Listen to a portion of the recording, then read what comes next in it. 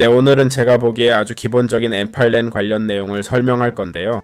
하지만 유튜브에서는 이해하기 어려운 것 같더라고요. 그렇죠. 그게 바로 새 워크플로우 설명할 때 자주 쓰이는 간단한 개념인데요. 그러니까 새 노드를 추가하는 거예요. 수동 노드 추가할 때 AI 에이전트를 넣고 첫 번째로 찾은 모델을 쓰는 거죠. 보통 튜토리얼에선 챗GPT나 GPT-4.1 미니, 4.0 미니를 많이 봅니다. 이런 모델들은 보통 토큰을 적게 쓰고 설정이 필요 없어서 많이 쓰죠. 옵션 없이 AI에게 대부분을 맡기는데 사실 우리가 이 과정을 최적화할 수 있어요. 요즘 유행하는 게 있어요. AI 섹션에서 Other AI Nodes, Miscellaneous로 가면 랑차인 코드라는 게 있죠. 이건 우리가 할 수 있게 해주는 도구예요. AI 에이전트처럼 모델, 메모리, 도구를 연결할 수 있게 해주죠. 이걸로 AI 도구들이 뭘 할지, 어떤 모델을 언제 쓸지 프로그래밍 할 수 있어요. 이를 통해 AI에 제한을 두고 프로그래밍하여 원하는 결과를 더 정확히 얻을 수 있습니다. 물론 정확할 필요 없는 결과도 있겠죠. 그런 건 상관없습니다. 맞죠? 하지만 솔직히 전문적인 일을 할 때는 결과가 항상 정확하길 원하고 AI의 환각을 피하려 할 겁니다. 환각이 뭘까요? 기본적으로 AI가 갑자기 질문과 전혀 관련 없는 답변을 하기 시작하는 거죠. 이를 어떻게 피할 수 있을까요? 여러 방법에 대해 얘기해 보겠습니다. 이 첫 영상에서는 우리가 해야 할 주요 설정에 대해 다룰 거예요. 알겠죠? 예를 들어 새 모델을 추가할 때 여러 옵션이 있어요. 온도라는 옵션이 있는데 잘 언급되진 않죠. 여기선 0.7로 설정됐는데 어떤 의미일까요? 7이란 온도는 중간 높음 수준인데 이 온도는 창의성을 만들어내요. 여기 계신 분들 중 온도가 뭐지? 하고 궁금해 하실 거예요. 온도는 AI의 능력을 우리가 요청한 것 이상으로 작성할 수 있게 하는 거예요. 온도를 높일수록 우리가 요청한 메시지에 더 많은 감정이 담기게 돼요. 타리파의 경우 우리가 원하는 온도는 0이에요. 왜 그럴까요? AI가 최대한 정확하고 합리적으로 답변하길 원하기 때문이에요. 그리고 더 효율적이고요. 우리가 왓츠앱 챗봇으로 답변하려면 0.7 정도의 온도가 적당할 거예요. 더 온건한 온도니까요. 그렇죠? 시를 쓰거나 비유적으로 말하고 싶다면 1.5 같은 높은 온도가 우리가 찾는 거일 수 있어요. 알겠죠? 온도에 따라 비용도 달라진다는 걸 알아야 해요. 그렇죠? 짧은 출력과 긴 출력은 다르니까요. 알겠죠? 다른 설정들 중에 전혀 언급되지 않는 게 터프예요. 터피는 1.0이면 괜찮아요. 알겠죠? 기본적으로 터피가 하는 일은 확률을 제어하는 거예요. 알겠죠? 온도와 비슷한 기능이라 함께 쓰죠. 알겠어요? 터피는 좀 더 흥미롭고 정교한 언어를 사용하는데 더 중점을 두지만 물론 만약에 과장하고 온도도 높이면 결국 아무도 이해 못하는 사람이 되는 거죠. 그렇죠?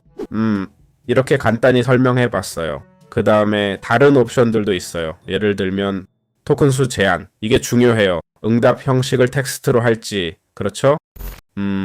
그리고 최대 재시도 횟수. 첫 번째에 답변을 못 줬으면 두 번째. 그렇죠? 이건 계속 재시도하면서 자원을 낭비하는 걸 막기 위한 거예요. 리소스를 소모하는 걸 방지하는 거죠. 알겠죠? 타임아웃도 있고, 그렇죠? 기타 등등, 그렇죠? 응답을 제한하기 위해서요. 이런 설정들 많이 간과하는데 사실 꽤 중요해요. 좋아요. 각 작업에 맞는 모델 선택이 중요한데 이에 대해 잘 안 다뤄져요. 챗GPT 제품군 안에 GPT-4 미니만 해도 다양한 모델이 있다는 걸 모르시죠? GPT-5가 최신이라 써야 한다고 말하는 사람이 별로 없어요. 최신 버전이니까요. 챗GPT-4나 4로 미니가 더 저렴해서 관심 있을 수도 있죠.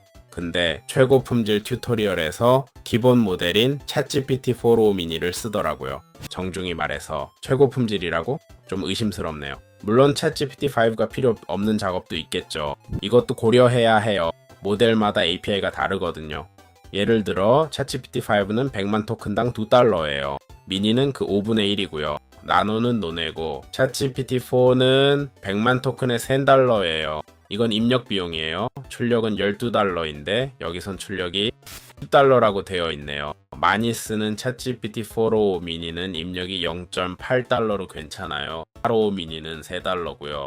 우리가 원하는 걸 여기서 조정해야 해요. 비용이 크게 다를 수 있다는 걸 명심하세요. 비용 차이가 엄청 클 수 있어요. 그래서 거의 2배로 뛰어요. 이런 걸 다 보고 각 모델의 기능도 확인해야 해요. 튜토리얼 만들 때 바오 1 선택이 중요하다는 걸 알죠? 테스트 중이었지만 좋은 답변을 원한다면 더 나은 모델을 고르는 게 좋아요. 그럼 그것 빼고는 챗GPT만 쓸 수 있는 것 같아요. 맞죠? 다른 모델들도 있어요. 그렇죠? 각 모델의 특징에 대해 간단히 말해 볼게요. 물론 챗GPT 오픈AI가 있죠. 이건 깊은 추론과 계획에서 큰 발전을 이루었어요. 또 비용과 처리 시간 사이의 균형이 좋아요. 그리고 엔트로픽스의 클로드가 있는데 이건 에이전트 작업에 좋아요. 코딩, 긴 추론 같은 거 할 때 쓰죠. 요금도 꽤 괜찮은 편이에요. 다음으로 구글 게미니가 있는데 당시 넓은 맥락과 명확한 100만 토큰당 가격으로 주목받았죠. 보고 싶으시면 말씀해주세요. 게미니 2.5%는 100만 토큰당 달러로 계산됩니다. 여기 있네요. 하나는 15개 입력이 있고요. 출력도 있습니다.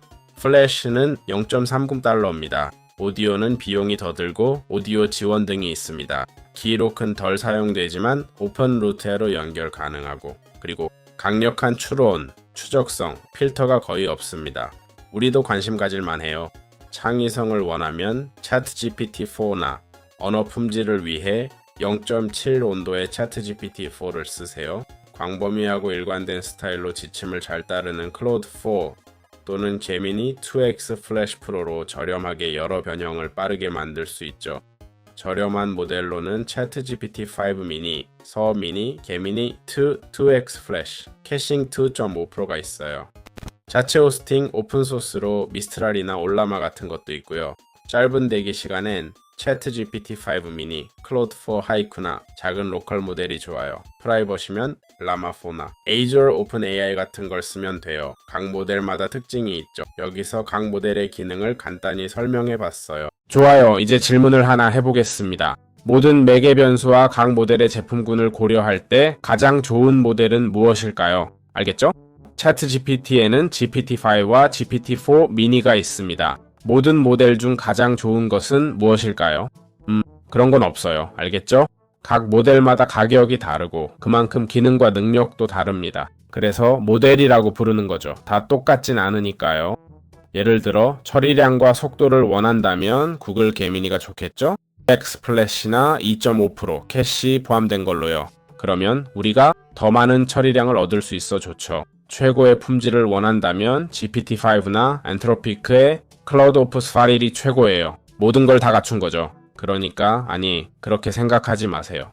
여기 이 모델들의 이름을 처음 듣는 분들이 계실 거예요. 그게 최악이죠. 우리가 프라이버시를 원한다고요? 글쎄요. 오픈소스를 쓰거나 이용할 수 있죠. 딥시크, 라마4, 미스트랄 같은 걸 쓸 수 있어요. 더 높은 프라이버시를 원한다면요. 심지어 이것보다 더 프라이베트한 모델도 있어요. 우리 말만 믿지 마세요. 코딩엔 GPT-5나 4.1, 기록 등을 섞어 쓰죠. 참, 한 모델에만 얽매일 필요 없어요. 챗GPT에선 최종 모델 선택 후 MCP 서버나 랑체인 등을 고르는 방법이 있죠. 다시 말하지만 각 모델 안에서요. 예를 들어 4개의 미니 모델을 선택하고 스칸디나비아 법률 요약을 만들고 싶다고 해봐요. 챗GPT에게 특정 문서가 잘 규제되었는지 확인하는 법률을 알려달라고 할 때 온도를 최소로 상한선도 낮게 설정하는 게 좋겠죠? 예를 들어 대중을 위한 챗봇이 있다면 효율적이고 빠른 응답이 필요할 거예요. 응답이나 최대 토큰 수를 제한하는 것도 중요해요. 여기 all이 보이시죠? 이게 무슨 뜻일까요? 제한이 없다는 뜻이에요. 물론 무한한 돈이 있고 계속 말하는 모델을 감당할 수 있다면 상관없겠지만요. 즉 챗GPT를 통해 왓츠앱에서 챗GPT 기능을 하는 봇을 만들고 싶다면 API를 통해서요. 알겠죠? 그 챗봇을 회사 전체에 제한 없이 사용하게 하면 어떻게 될까요?